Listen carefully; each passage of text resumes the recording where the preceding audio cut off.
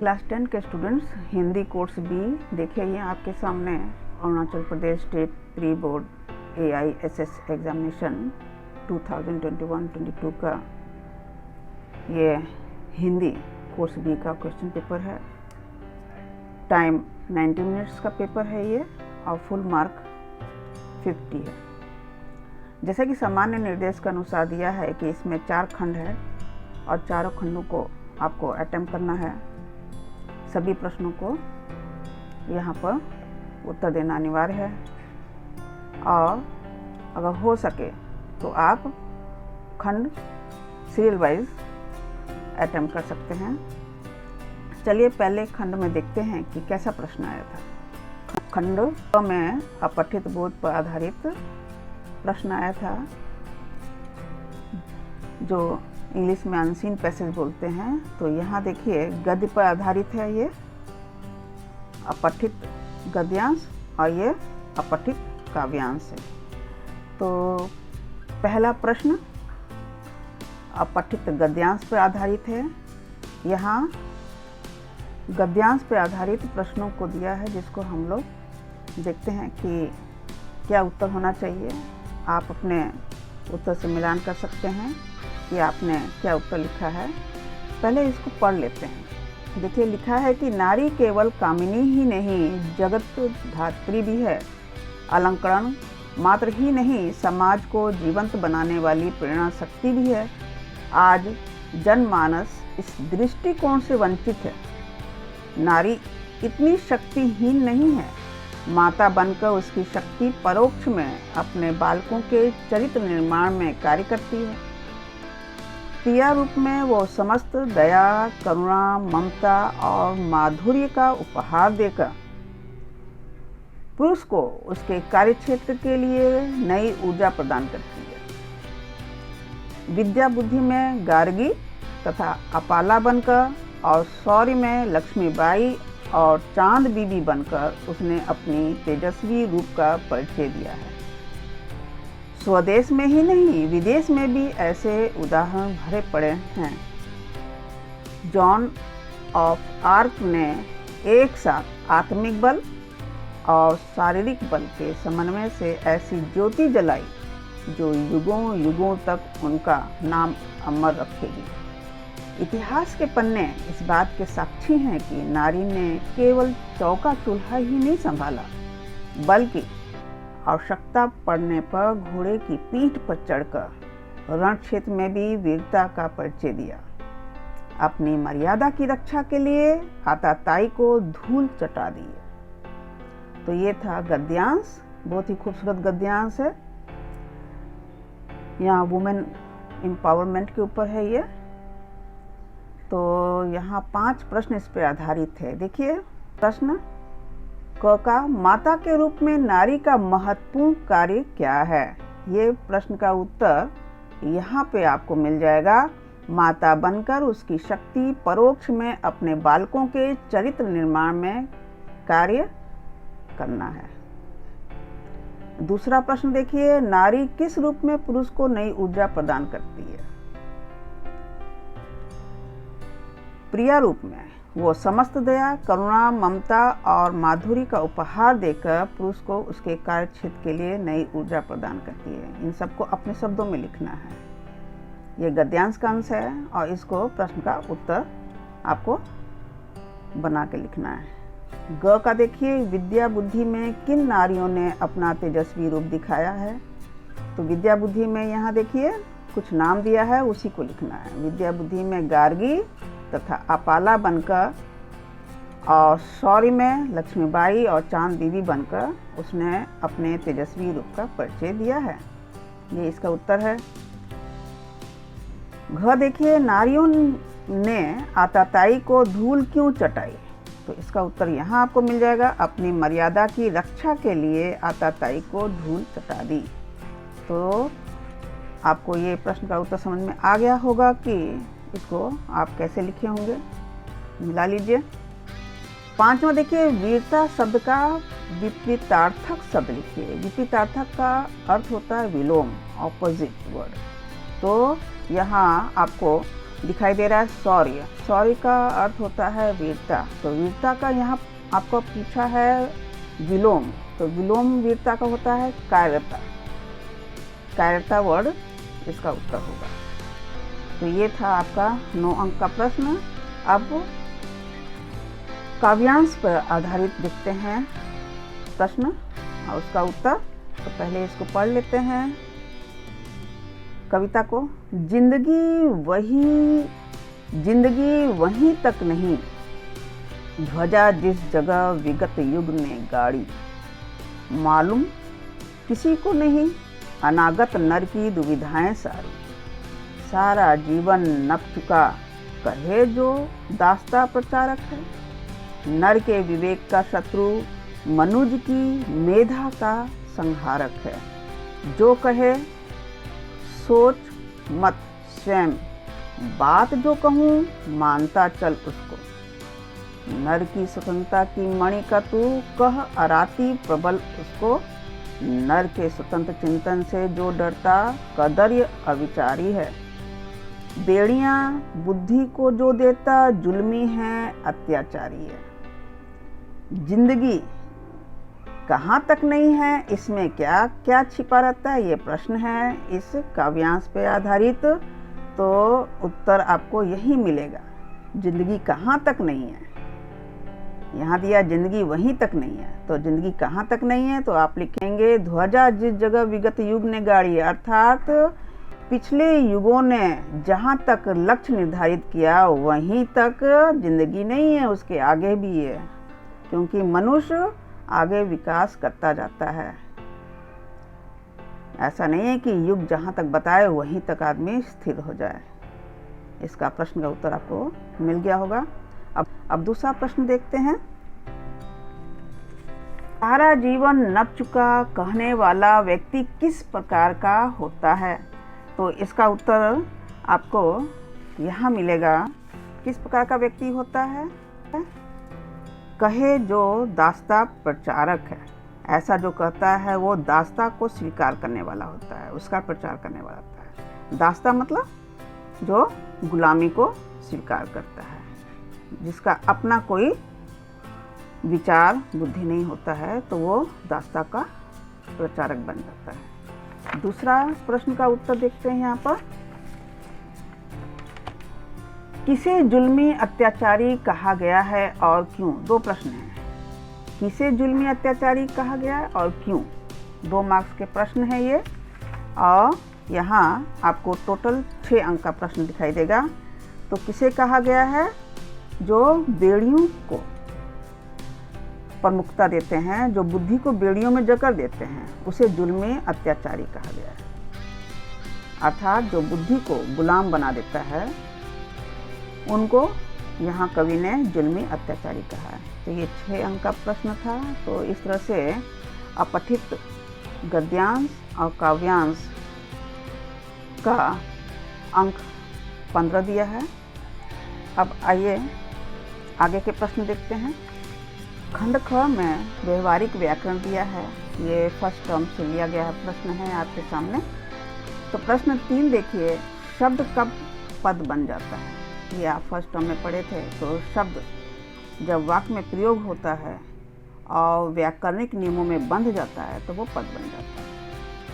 तो मिला लीजिए आप, 2 अंक का प्रश्न था ये। प्रश्न 4 देखिए। प्रश्न 4 में 3 प्रश्न है। क, इरफान की दादी एक जमींदार की बेटी थी।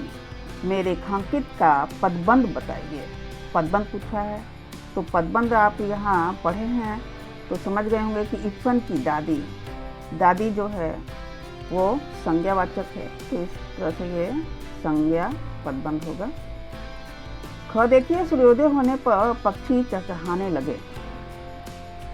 संयुक्त वाक्य में इसको बदलना है।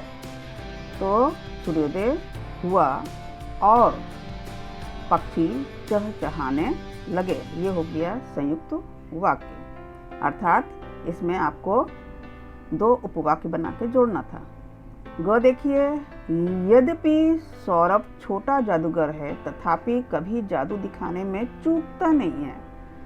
अब यद्यपि, तथापि, कदापि जैसे कि आप लोग जानते हैं मिश्र वाक्य के ये समुच्चय बोधक शब्द हैं, तो इस तरह से ये वाक्य भेद होगा मिश्र वाक्य। तो ये एक एक अंक का प्रश्न था आपका। 5वां प्रश्न देखिए, क चौराहा समासिक पद में कौन सा समास होगा? कौन सा समास अर्थात समास का नाम देना है। चौराहा, तो पहला जो पद है, पूर्व पद जो है वो संख्यावाचक है, तो इस तरह से ये होगा आपका द्विगु समास। ख देखिए, सूरदास जन्म से अंधे थे रेखांकित के लिए समस्त पद लिखिए। इसको समस्त पद में बदलना है। तो जन्म से अंधे को जन्मांध बोलते हैं, तो समस्त पद इसका हो गया जन्मांध। तो ये भी एक एक अंक का प्रश्न था। अब आइए प्रश्न 6। प्रश्न 6 मुहावरों पर आधारित है। ये भी एक एक अंक का प्रश्न है। तो पहला मुहावरा देखिए, हुक्का पानी बंद करना। इसका अर्थ बताना है। इस मुहावरे का अर्थ बताना है। इसका अर्थ यही होगा, व्यवहार बंद करना, व्यवहार नहीं करना। हुक्का पानी बंद करने का अर्थ होता है मेल जोल या व्यवहार बंद करना। ख देखिए, तंतारा किनारे पे खड़ा वामीरों की डैश था। यहाँ उचित मुहावरे से रिक्त स्थान भरिए। तो आप यहाँ क्या लिखे होंगे खुद ही समझ सकते हैं। जैसे कि तंतारा किनारे पे खड़ा होकर वामीरों की प्रतीक्षा कर रहा था, पर प्रतीक्षा तो मुहावरा नहीं होता है, मुहावरा होगा बाट जो हो रहा था। प्रतीक्षा का मुहावरा होगा बाट जो हो रहा था। खंड ग देखिए, पाठ्य पुस्तक एवं पूरा पाठ्य पुस्तक दिया है, अर्थात इस पे आधारित यहाँ प्रश्न दिया है। टेक्स्ट बुक और संचयन पर आधारित ये खंड ग के प्रश्न है। तो प्रश्न 7 देखिए, 6 अंक का प्रश्न है, 2-2 अंक है इसमें। क देखिए, बड़े भाई साहब छोटे भाई से उम्र में कितने बड़े थे और वे किस कक्षा में पढ़ते थे? आपने पढ़ा है इसको बड़े भाई साहब पाठ से। तो बड़े भाई साहब छोटे भाई से उम्र में 5 साल बड़े थे और वो किस कक्षा में पढ़ते थे? 9वीं कक्षा में पढ़ते थे। ख देखिए, निकोबार के लोग तंतारा को क्यों पसंद करते थे? क्योंकि वो बहादुर था और लोगों की मदद करता था। तो इस तरह से आप इसको लिखना था। ग देखिए, शहादत अली कौन था? उसने वजीर अली की पैदाइश को अपनी मौत क्यों समझा? तो शहादत अली आसिफ उद्दौला का भाई था और वजीर अली आसिफ उद्दौला का बेटा था। क्योंकि आसिफ उद्दौला के पुत्र नहीं होते थे, संतान नहीं होती थी, तो जब वजीर अली का पैदाइश हुआ तो शहादत अली को अच्छा नहीं लगा। अब वो समझ गया कि अब उसे उसके भाई का सिंहासन नहीं मिलेगा, इसलिए उसे अपनी मौत समझा। प्रश्न 8 देखते हैं हम लोग। निम्नलिखित प्रश्नों का उत्तर संक्षेप में पूछा है यहाँ पर देने के लिए। ये भी 6 अंक का प्रश्न है, 2-2 अंक का। तो यहाँ देखिए, क प्रश्न में पूछा है, मीरा कृष्ण को पाने के लिए क्या क्या कार्य करने को तैयार है? क्या क्या कार्य करने को तैयार है? ये आप अच्छी तरह से जानते हैं कि मीरा कृष्ण के अनन्य भक्त है। वो कृष्ण के पास रहने के लिए उनका नाम जपना चाहती है, उनके पास रहने के लिए उनके लिए उपमन लगाना चाहती है और इस तरह से उनका गुणगान ब्रज की गलियों में गाना चाहती है। तो इस तरह से आप अपने तरह से उत्तर दिए होंगे इसका। ख देखिए, पावस ऋतु में पर्वत प्रदेश में कैसा दृश्य उपस्थित हो जाता है?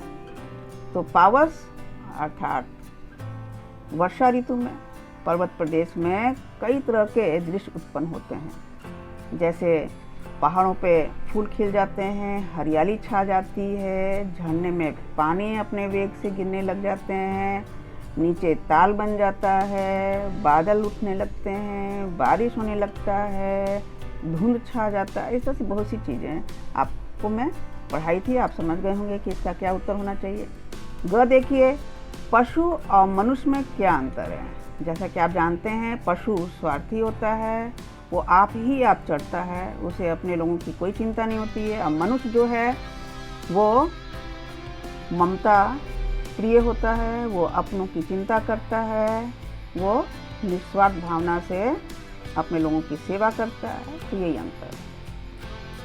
मनुष्यता और कविता के आधार पर इसको उत्तर देना था। अब यहाँ देखिए अथवा भी है, तो ग का अथवा में प्रश्न दिया है, चाहे आप ग का ये प्रश्न का उत्तर दीजिए, चाहे इसको चूज कर लीजिए। कर चले हम फिदा कविता में किस प्रकार की मृत्यु को अच्छा कहा गया है। जैसा कि आप जानते हैं, कर चले हम फिदा ये सैनिकों पर आधारित कविता है। तो इस कविता में यही इसका उत्तर होगा कि जो देश के लिए कुर्बान हो जाए, जो शहीद हो जाए, जो देश की रक्षा करते हुए अपना जीवन दे दे, ऐसी मृत्यु ही अच्छी कही जाती है। प्रश्न 9 देखिए, निम्नलिखित प्रश्नों के उत्तर संक्षेप में दीजिए। यहाँ ये संचयन से लिया गया प्रश्न है।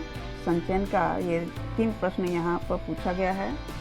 6 अंक का 2-2 मार्क्स वाला है। 2-2 अंक का 6 प्रश्न, 2-2 अंक का 3 प्रश्न है यहाँ पर। टोपी ने इरफान से दादी बदलने की बात क्यों कही? ये आप पढ़े थे टोपी शुक्ला पाठ से। क्योंकि उसे अपनी दादी पसंद नहीं थी। दादी के कारण उसकी माँ उसकी पिटाई कर दिया करती थी। कोई टोपी को पसंद नहीं करता था, तो इस तरह से उसे अपनी दादी बदलने की बात सूझी।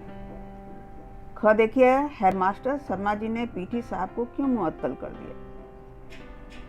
मुअत्तल का अर्थ होता है सस्पेंड करना। तो हेडमास्टर शर्मा जी ने पीटी साहब को कक्षा 4 के बच्चों को कठोर दंड देते हुए देख लिया था, इसलिए उसे मुअत्तल कर दिया। ग देखिए, हरियर काका को जबरन उठा ले जाने वाले कौन थे? उनके साथ उन्होंने कैसा बर्ताव किया? ये भी आपको समझ में आ गया होगा कि ये हरियर काका के पाठ से लिया गया है। और ख जो था सपनों के से दिन से लिया गया था, और ग जो है हरियर काका से लिया गया है। तो जबरन उठा ले जाने वाले महंत के आदमी थे जो उनके साथ बहुत बुरा बर्ताव किया। उनका मुंह हाथ पैर बांध कर उन्हें भंडार घर में छिपा दिए थे और लिखे और सादे कागजों पर उनके अंगूठे के निशान ले लिए थे। तो इस तरह से आपने अच्छे से उत्तर दिया होगा। 2-2 अंक का प्रश्न था ये सब। अब आइए खंड घ देखते हैं। ये लेखन पर आधारित है। इसमें एक अच्छी बात क्या है कि आपको यहाँ जो है वो वस्तुनिष्ठ प्रश्न दिया है, MCQ जैसा दिया है। जो सही है उसी को चूज़ करना है। यहाँ प्रश्न 10 में आपको 8 प्रश्नों को ही चुनना है। तो देखिए, पहला प्रश्न, 2 व्यक्तियों के बीच हुआ वार्तालाप कहलाता है। वार्तालाप का अर्थ होता है बातचीत। तो यहाँ 4 उत्तर में से क उत्तर सही है, संवाद। ये 1-1 अंक का प्रश्न है। दूसरा देखिए, अनुच्छेद लेखन में शब्दों का प्रयोग किया जाना चाहिए। तो अनुच्छेद लेखन में शब्दों का प्रयोग सीमित होता है, तो सीमित शब्दों का प्रयोग करना चाहिए। ये उत्तर सही है। तीसरा देखिए, पत्र के प्रकार। पत्र के प्रकार जैसे मैं आपको समझाई थी, पत्र के 2 रूप होते हैं, औपचारिक, अनौपचारिक। तो इस तरह से क उत्तर सही है, 2। चौथा देखिए, सूचना के माध्यम से विशिष्ट जानकारी दी जाती है। सूचना लेखन में आप लोगों ने पढ़ा है कि सूचना जो है किसी 1-2 व्यक्ति को नहीं दी जाती है, जन सामान्य को दी जाती है। तो ग उत्तर सही है। 5वां देखिए, वाचन के कितने स्वरूप होते हैं? तो वाचन के स्वरूप जो हैं बहुत ज़्यादा होते हैं, कम से कम 7-8 होते हैं। तो यहाँ क्या दिया है? 2, 3, 4। तो ये सब गलत है। तो ये उत्तर सही होना चाहिए, घ। इनमें से कोई नहीं। तो छठा प्रश्न देखिए, छठा प्रश्न पूछा है, वाद विवाद में वक्ता अपना पक्ष मजबूती से रखता है और विपक्षी के तर्कों का यहाँ रिक्त दिया है करता है। तो इस रिक्त स्थान के लिए आप जानते हैं कि विपक्षी के तर्कों का खंडन किया जाता है वाद विवाद में। तो ये उत्तर सही है। 7वां प्रश्न देखिए, अनुच्छेद की भाषा होनी चाहिए। अनुच्छेद की भाषा कैसी होनी चाहिए? सरल तथा स्पष्ट होना चाहिए। ये उत्तर सही है, क। 8वां प्रश्न देखिए, पत्र लिखते समय हमें इस बात का ध्यान रखना चाहिए कि। अब ये 4 उत्तर में से घ उत्तर सही है, क्योंकि ये तीनों जरूरी है। तो घ उत्तर में क्या दिया है, पता भी लिखना है, दिनांक भी लिखना है, विषय भी लिखना है, आदि मतलब और भी चीज़ें लिखना है। तो ये उत्तर सही है 8वां प्रश्न का। और 9वां प्रश्न देखिए, नाटक, नाटक अर्थात अभिनय, जिसे इंग्लिश में ड्रामा बोलते हैं, के मंचन में किस बात का ध्यान दिया जाना चाहिए। यहाँ नाटक में आदमी को उपरोक्त सभी बातों का ध्यान देना चाहिए। इसमें ये सभी जरूरी है, इसलिए सभी का ध्यान देना चाहिए। तो इस तरह से आप लोगों ने देखा कि प्रश्न के उत्तर कैसे होने चाहिए। उम्मीद है कि आप सभी अपना बेस्ट दिए होंगे उत्तर देने में, और मैं यहाँ आप लोगों की सहायता करने के लिए उत्तर बता दी हूँ। आप मिलान कर सकते हैं, निराश नहीं होना है, मार्क्स आपको अच्छे ही मिलेंगे।